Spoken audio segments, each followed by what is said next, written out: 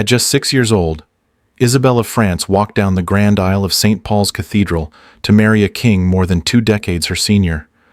Crowned Queen of England before she even learned to read or write, she was thrust into a tragic political alliance during the 100 Years' War. From a child bride to a royal captive, from a ceremonial queen to a forgotten widow, her life was defined by sacrifice, heartache, and a haunting silence. On November 1st, 1396, the Grand St. Paul's Cathedral in London was bathed in the flickering glow of hundreds of candles.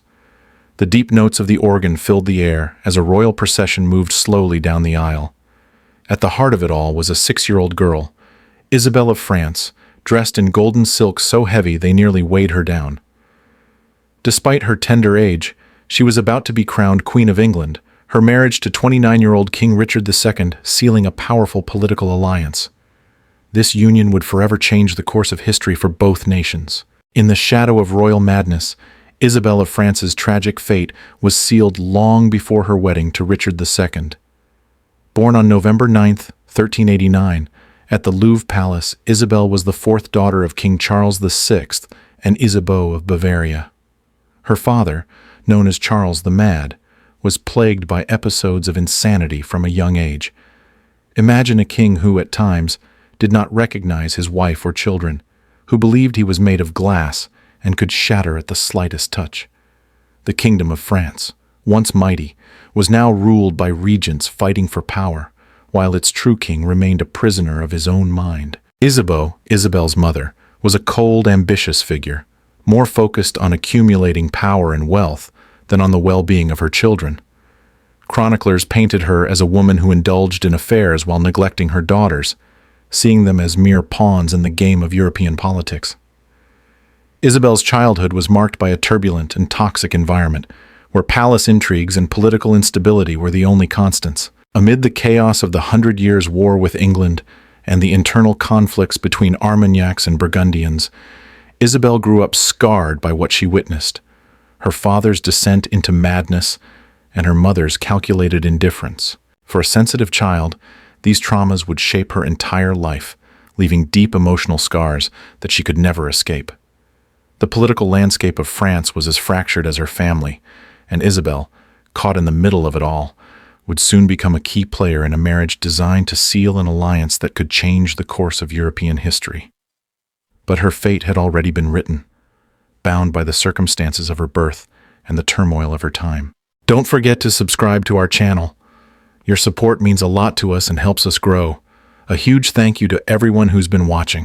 In 1396, at just 6 years old, Isabella of France's fate was sealed by the cold calculus of royal diplomacy. Richard II of England, after years of brutal warfare with France, sought peace to secure his throne and restore order. Having recently lost his first wife, Anne of Bohemia, Richard needed a new marriage that would ensure both political stability and financial support. Meanwhile, the French, led by the Duke of Berry, saw an opportunity. A proposal was put forward. Isabel would marry Richard, and in exchange, France would receive an enormous dowry of £800,000 and a 28-year truce. For a kingdom ravaged by war and on the brink of bankruptcy, this was a tempting offer, though it came at an unimaginable cost: the life of a child.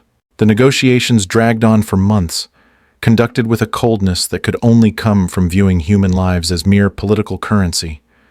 French and English envoys discussed the terms as if Isabel were a piece of livestock, her age, just a child, becoming a point of contention. Some English counselors suggested waiting until she was 12, an age more acceptable for marriage. But Richard, desperate to restore his power and resolve his financial crises, insisted the deal go through. In October of 1396, the deal was sealed. Isabel, barely out of childhood, would be sent to England as a political pawn, a girl sacrificed for the sake of a peace treaty. This tragic decision, made in the cold heart of royal diplomacy, would alter the course of history and seal Isabel's fate forever. At just 6 years old, Isabella of France was thrust into the heart of royal diplomacy. Her farewell from her family was a grand spectacle, carefully orchestrated to impress the English ambassadors. At the Louvre Palace, Charles VI, her father, blessed her with tears in his eyes during one of his rare moments of lucidity. But her mother, Isabeau of Bavaria, displayed her usual coldness, treating the separation as though it were a business transaction rather than a loss of a daughter. To Isabel, this journey to England seemed like an adventure, a temporary change, not the beginning of a lifelong sacrifice.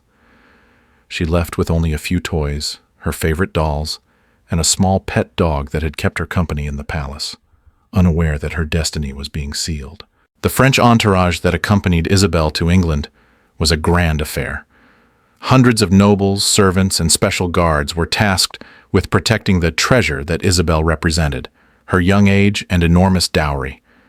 The journey from Calais to London was long, spanning several weeks, but along the way, each English city they passed through put on grand celebrations, hoping to impress the young princess. Local authorities competed to offer the most sumptuous receptions, showcasing their wealth and power to welcome the future queen. Yet, despite the extravagant displays, Isabel, exhausted and overwhelmed by the pomp, frequently cried and asked to return home. When they finally reached London, Richard II of England prepared for a wedding that would rival any royal ceremony in history. St. Paul's Cathedral was draped in French and English fabrics intertwined, a symbol of the union of the two kingdoms. Thousands of candles imported from France lit the cathedral, and choirs sang in Latin and French, creating an atmosphere that was both enchanting and overwhelming. This was not just a wedding, it was a spectacle meant to demonstrate England's achievement of peace through diplomacy. Richard II, the reluctant groom, was 29 years old, considered one of the most refined men in Europe, deeply in love with his late first wife. The idea of marrying a child embarrassed him, but the demands of politics left him no choice. Isabel, on the other hand, remained silent throughout the ceremony, terrified and confused. The Archbishop of Canterbury had to kneel to place the ring on her tiny finger while Isabel looked around, searching for familiar faces that were no longer there. When she was declared Queen of England, there was no joy, only confusion and a growing sense of fear. At first, Isabel's life at the English court was protected by the circumstances of her youth. Richard II, to his credit, treated her more like a daughter than a wife. He ensured she had French tutors, allowed her to maintain her native customs, and provided her with the dignity befitting her royal status. Isabel was given her own apartments at Westminster Palace, a manor house, and servants devoted exclusively to her well-being. But despite this outward show of care, her happiness was short-lived. In September 1399, everything changed. Richard II was overthrown by Henry Bolingbroke, who would become Henry IV. Richard was imprisoned and later murdered at Pontefract Castle. At just 10 years old, Isabel found herself a widow without ever truly having been a wife. Richard's death created a political conundrum. Isabel was still a legitimate queen, but her marriage had never been consummated, and there were no heirs. Worse still, the £800,000 dowry that had been given to England was already spent. Returning her to France would mean returning money that no longer existed. Henry IV, the new English king, initially kept Isabel in comfortable captivity at Havering Castle. There she was treated like a golden prisoner, a pawn in future negotiations with France. For 3 long years, Isabel fought for her freedom, sending desperate letters to her French relatives.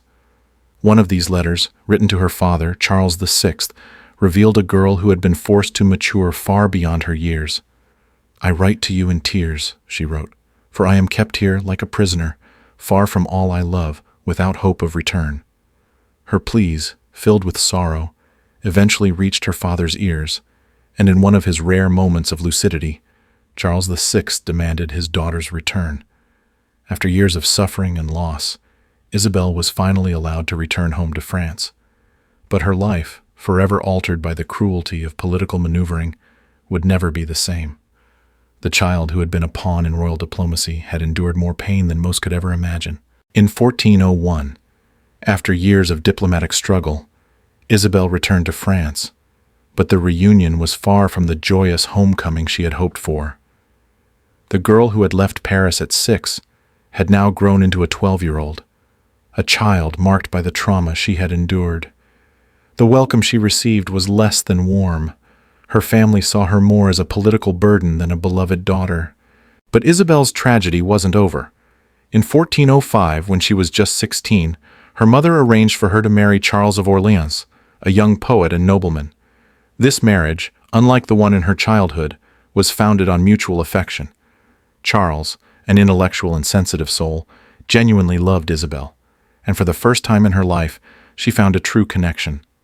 They bonded over their shared love for the arts and poetry, finding solace and happiness in each other. But as with all the good in Isabel's life, it was fleeting. In 1407, Charles was captured by the English at the Battle of Agincourt and imprisoned for 25 years.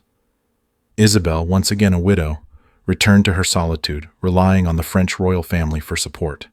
Years passed, and Isabel lived quietly at the French court, dedicating herself to charity and the arts. Her experiences as England's child queen had given her a unique understanding of politics, which she discreetly shared to advise the royal family. In 1409, she gave birth to her only daughter, Joan of Orleans. Though motherhood brought her some comfort, it also carried the bitter realization that her daughter would likely face the same fate, used as a pawn in the political games that had ruled Isabel's own life. Isabella of France's life was a tragic testament to the power of political manipulation. Born into a world where royal diplomacy overshadowed personal happiness, Isabel was sacrificed at just 6 years old, promised in marriage as a political tool between France and England. Widowed at the age of 10, imprisoned at 12, and remarried at 16 for political convenience, her life was one continuous transaction, with little room for her own desires. At 18, she became a widow once more when her second husband, Charles of Orleans, was captured by the English. She passed away at 20 in 1409, following complications from childbirth. Her death, a quiet event in history, was barely noted by chroniclers, a sharp contrast to the grand celebrations that had marked her first wedding. Isabel had fulfilled her role as a political pawn, ensuring peace and alliances, but never had the chance to live for herself. Her story raises profound questions about the role of women in medieval politics and the human cost of royal diplomacy. Children, especially girls of noble birth, were often treated as nothing more than property to be traded between kingdoms, their lives dictated by the political ambitions of their parents and husbands. Isabel's life, marked by trauma and sacrifice, highlights the horrors of child marriage and the exploitation of children for political gain. Isabel never truly had a childhood. From the age of 6, she bore the weight of responsibilities meant for adults. Her life was a continual sacrifice, offering peace between warring nations at the expense of her innocence and happiness. Isabella of France remains a poignant symbol of the vulnerability of children in the face of unchecked political power. Her story reminds us that behind every diplomatic treaty and royal alliance, there were often children whose lives were destroyed for the ambitions of the powerful.